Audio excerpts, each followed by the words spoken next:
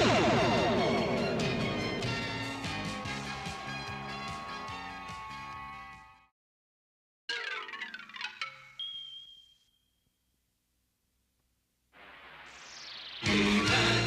the Masters of the Universe. I am Adam. Hello ladies and gentlemen, and welcome to yet another, I shouldn't say yet another, this is after all the 10th official He-Man and the Masters of the Universe YouTube episode commentary. 10th, man! My name is James Etalk, and today I'm going to wax lyrical over the Season 1 episode, A Friend in Need. Yes, we're 10 commentaries into the He-Man series, although given the amount of complaints I had about She-Demon of Phantos, I might have to do that one again at some point. Now, usually I start off these commentaries about the original premise or the draft script, like, did you know A Friend in Need was originally based on the episode A Need in Friend, and that Ming the Merciless... No. With this episode, there's none of that. However, I can tell you that this episode's script was approved on March the 9th, 1983, and after revisions completed on August the 11th, 1983, a month before the series debuted on TV screens across the world. The evil forces of Skeletor.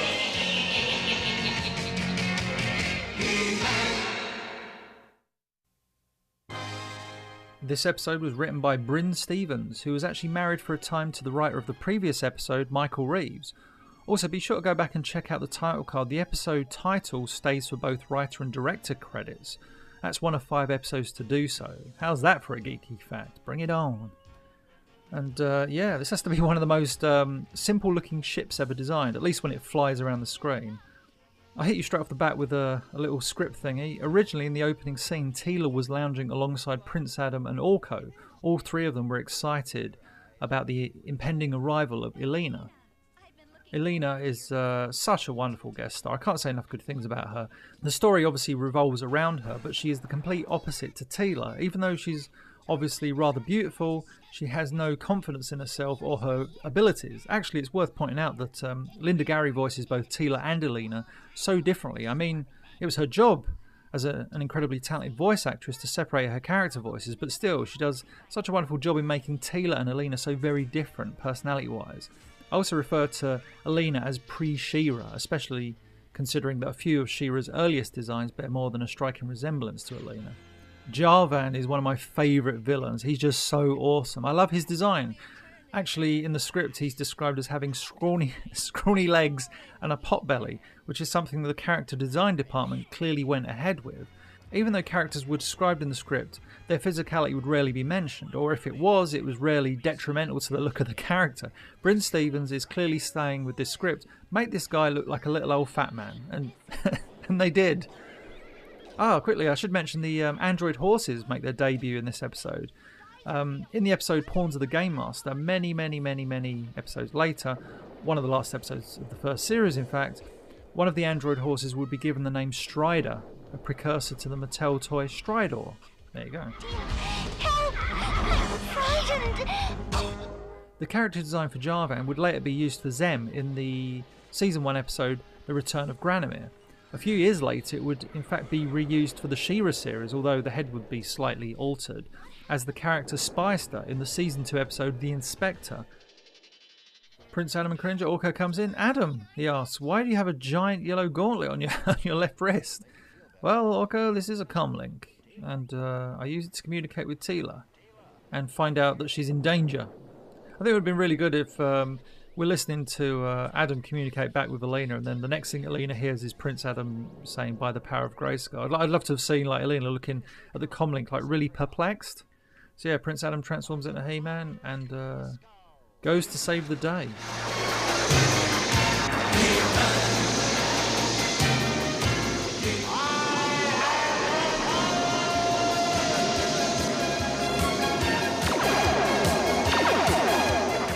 The one thing lacking between these scenes is we don't really know the geography of Eternia, so how far away is the geyser field? Is it like, you know, they went there on their android horses, like, you know, is it a fair distance? Is it a short distance? By the time He-Man gets there, is Teela going to be dead? Because she doesn't look very well at all. The geyser field, I wish this location had come back more in the series, or at least made another appearance. Yes, I think this next action scene uses every piece of stock animation in which He-Man throws something. So we've got 1 there, He-Man throwing something. He-Man throw something else. 2, He-Man throws something. We need another piece of animation. He-Man throws something. 3. There's got to be another one, or is that it? Is that He-Man? Has he thrown everything? He-Man! No, there's another one. He-Man, throw that boulder. 4. The end. Is that it? That's all the stock we can use, guys. He can only throw 4 boulders. I think this next bit is a little weird. Like, He-Man puts Teela on Battle-Cat. That's not weird at all. That's really lovely. Battle-Cat's going to transport her back to the palace. But it's like Battle-Cat here. He roars. Jar-Van hides. And then there's this shot of Battle-Cat like looking back. Look. And it's like, did he see Jar-Van? I don't know. It's I don't think he did. But it just seems weird. I should look at the script, actually. I really should, considering I've got it. So here we are in the Royal Palace courtyard, and this is where Jar-Van's evil plan kicks in. The Villainous Plans of Jar-Van. Sounds like a great name for a book. Jar-Van's design, the lines on his face, Alan Oppenheimer's wonderful character voice, they really do scream out that this guy is not a very nice person. He also has red nails too. Is this foreshadowing? Because one of the most interesting aspects of this episode is that we see a character transform themselves into a member of the opposite sex. Jar-Van transforms into a woman or an old lady. And check it out. Those of you with a keen eye will recognise this old lady as the same one Evil Lynn transforms herself into. And the same one that Catra disguises herself as in Portrait of Doom in the She-Ra series. That's another story for another time. I think Evil Lynn should show up right now and be like, hey, that's my disguise. Oh, is that all that's bothering you? I can fix that, dearie. Now, the next time we see a full shot of Alina, check out her stomach. Now, she shows off a crazy amount of flesh. However, her model sheets show that her stomach area should be covered as part of her costume. At some point, someone decided to have her show more flesh than any other character in the series. In certain shots, you can actually see a heavier shading around her stomach, which is actually supposed to be the reflective surface of her armour. Clearly, that ain't happening anymore.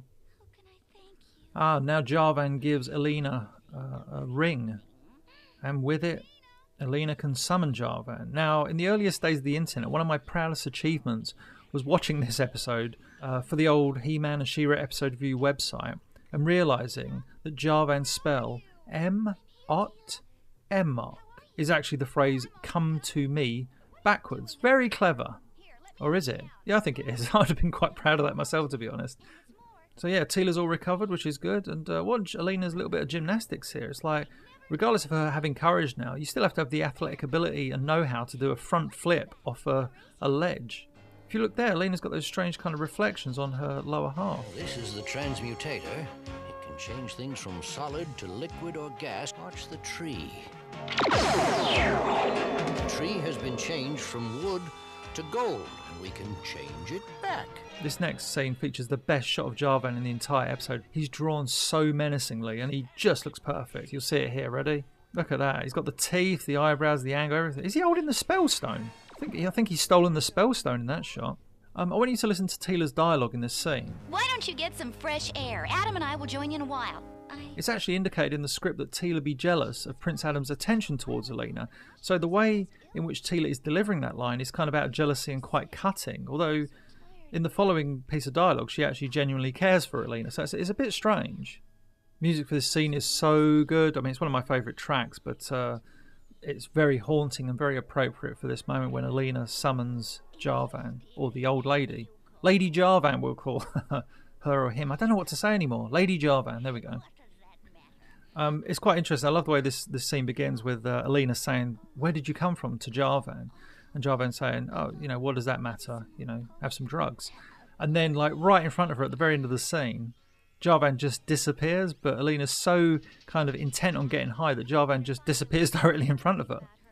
His plot could actually be considered like one of the most nefarious in the series. Basically, he's pushing drugs on this impressionable young thing. I absolutely love this shot of Alina. She's illustrated and animated in such a way that her character just leaps from the screen.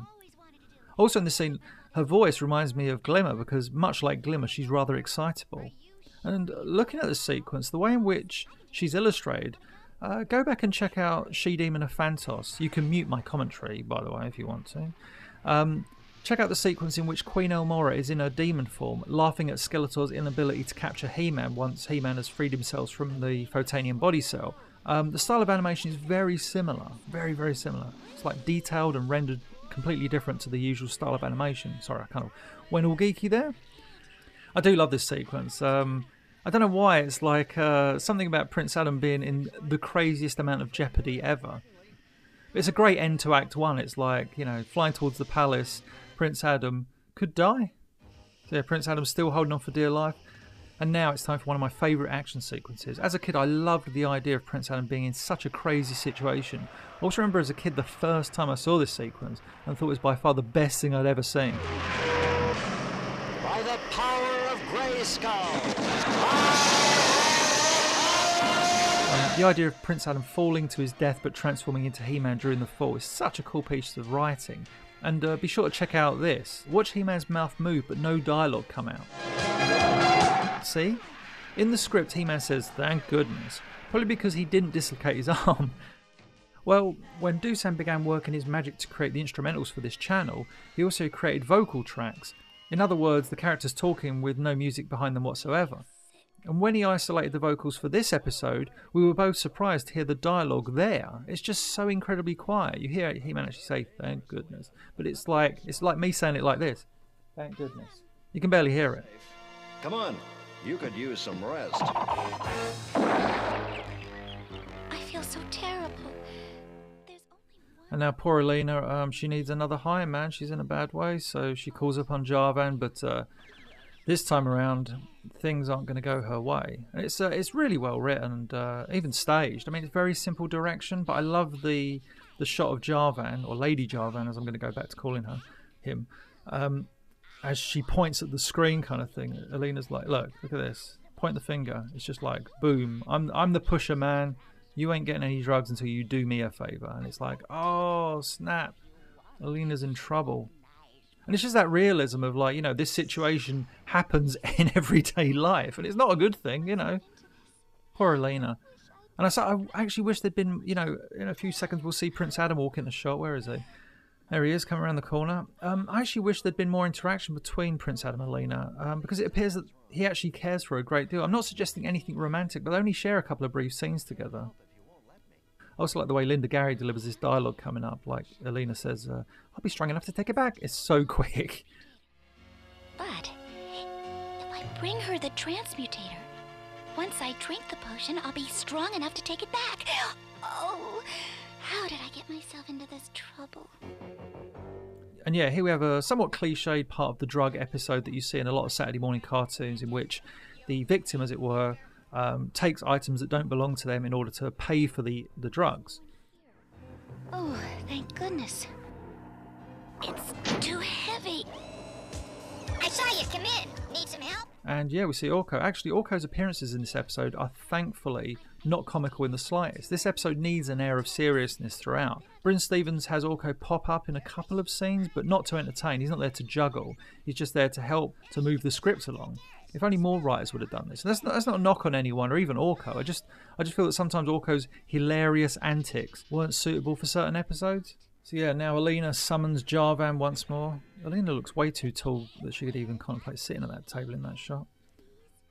So yeah, Alina asks for the potion, and Jarvan's not giving it to her. And this is a really tragic shot of Alina begging, on her knees, begging Jarvan to give her the drugs. And this reveal of Jarvan is superb. Look at him.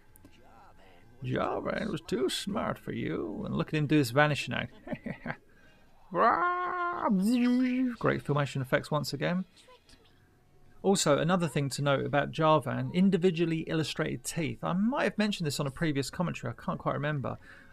Whenever you see a character illustrated with individual teeth, it usually means that they're a bad guy. Or gal. Well, no, usually a guy. Except Stratos, he's the only exception to the rule. Stratos has individually drawn teeth in many of his close-ups. Oh, I should mention, we see Zikran here, who's a weird guest star. He kind of turns up and then just vanishes, like bookends the episode. Much like Jarvan, his character was reused in the episode The Return of Granamyr as the character Brindle. In this scene, as Alina reveals the awful truth to the gathered crowd, you know, I gave the transmutator to Jarvan the Sorcerer. There was to be a large explosion following her dialogue, which enabled Prince Adam to run off in the commotion. Instead, in the final episode, find some bushes, boom, time to do this with my sword of power.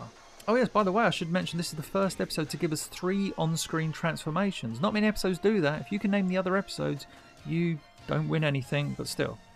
This is one of the few times we see this part of the Royal Palace courtyard.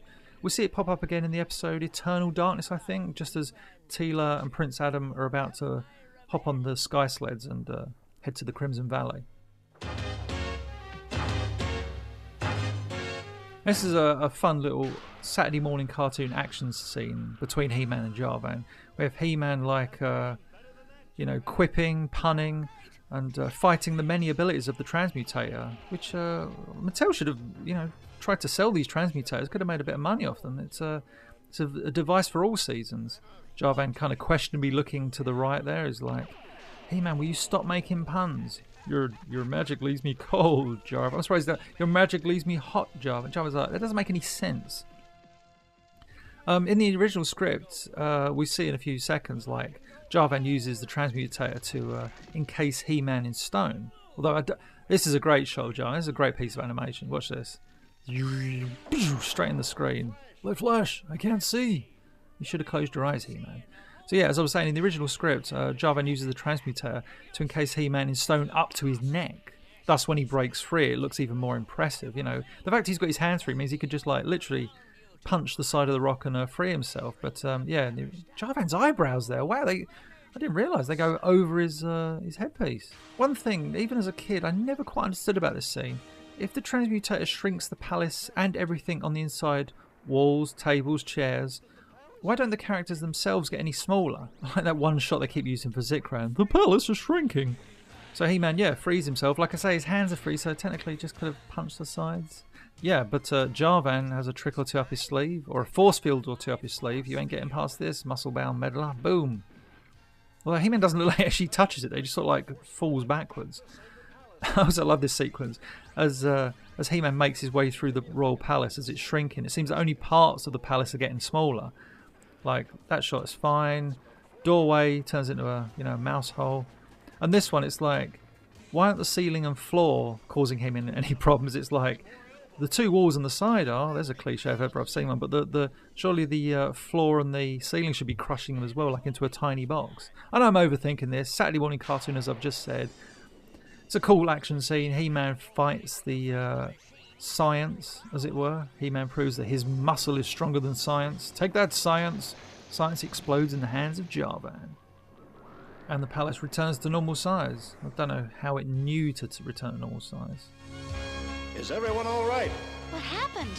He-Man's resistance made the Transmutator overload and it blew up. Fight over matter, right? It's not over yet. Look! Jarvan's stunned, but he'll be back. If only there were a way to bring him here while he's still weak. Jarvan gave me this ring to summon him with. Why would he do that, Alina? And now the truth comes out. And also, it's subtle and not particularly well animated, but I do love the little moment where He-Man reaches in and raises Alina's head. It's like, oh. Also, He-Man's line is pretty powerful here. But it wore off, and I needed more and more. He made you dependent on some kind of drug. You're lucky you didn't continue. I know that now. It's a really novel idea to have Jarvan's Emok backfire. I don't quite buy the idea that they can use his ring to summon him back to the palace and trap him there, because surely isn't it his choice to appear when he hears those words, the words that summon him? Anyway. Now, Alina. Emok.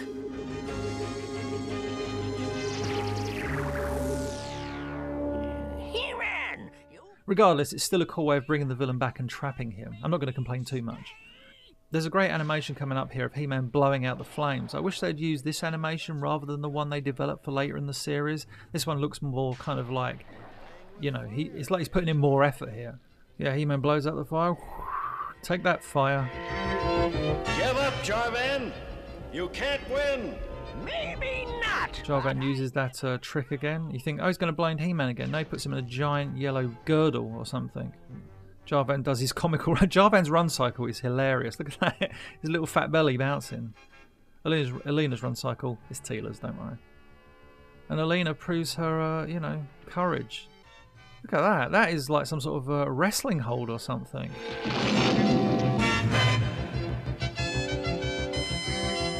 Odd timing on that animation there, as like Jarvan throws Alina off and He-Man lands in shot. It's like it's almost done in slow motion, but because of the way animation is shot, it just looks like poorly animated frames. He-Man delivers one last insult to Jarvan. "You'll write to me from the prison mines." And yeah, the episode ends with Alina having, kicked the drug habit. I do like the fact that Filmation didn't go down the path like Alina's suddenly brave and sounds all heroic. Well, I kicked the drug habit. I mean, if you talk that deep, that would be wrong. But the fact is, she's still that kind of somewhat timid character. There's a lot for her to work with. She needs to build that confidence up. You can do it, Alina. So yeah, the moral from He-Man coming up is well delivered. However, Filmation would utterly overshadow this upcoming moral with their moral segment featuring Teela from the episode The Eternia Flower, which is the other drug-themed episode. In that episode, the dialogue, alongside Linda Gary's voice acting, are so beautiful that they're almost scary because of the amount of truth that Linda Gary is laying before us. So go and check out the moral for Eternia Flower. So yeah, overall, A Friend in Need. It's one of my favourite episodes. I can understand why it doesn't rate highly on other people's lists, but I just like the characters, the guest characters. There's no Skeletor in the episode. That's always quite refreshing. We have the 3 transformation sequences, some really good action scenes. Alan Oppenheimer as Jarvan and Linda Gary, especially as Alina, act out their characters to perfection. And this is one episode that actually works really good character development with action adventure. It's neither or, to be honest. It's like a perfect balance. It's not character heavy like Teela's Quest or action heavy like the Dragon Invasion. It's like a perfect mix. And I think it's a really, really good episode. So that's it for this commentary. As always, leave comments below, like and share this video, and if you have yet to do so, subscribe to the most powerful channel in the universe.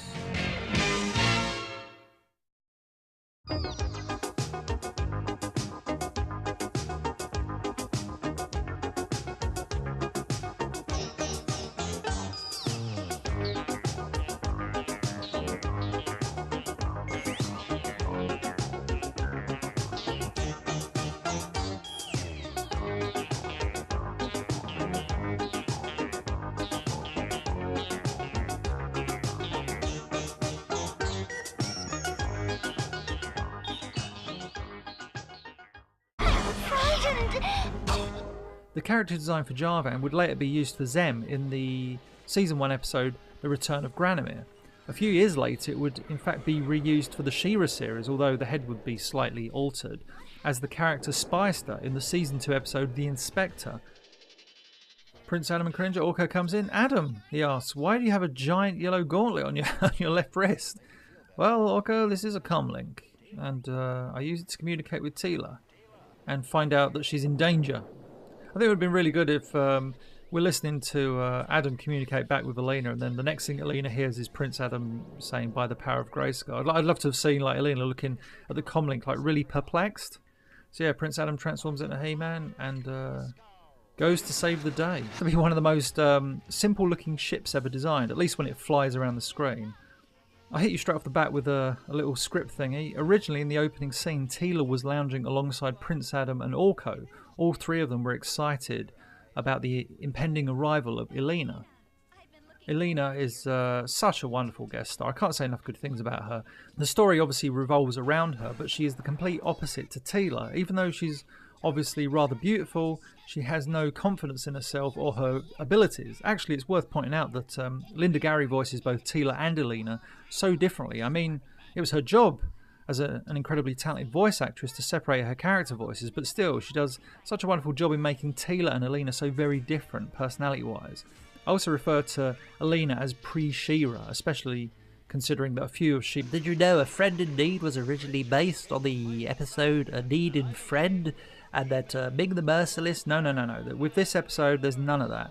However, I can tell you that this episode's script was approved on March the 9th, 1983, and after revisions completed on August the 11th, 1983, a month before the series debuted on TV screens across the world. The evil forces of Skeletor.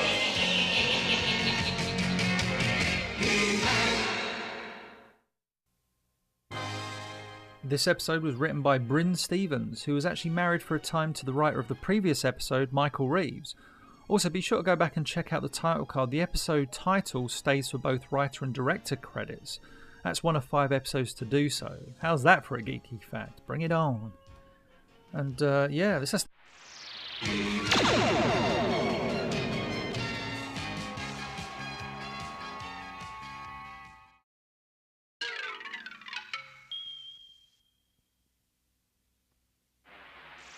and the Masters of the Universe. I am Adam. Hello ladies and gentlemen, and welcome to yet another, I shouldn't say yet another, this is after all the 10th official He-Man and the Masters of the Universe YouTube episode commentary. 10th, man!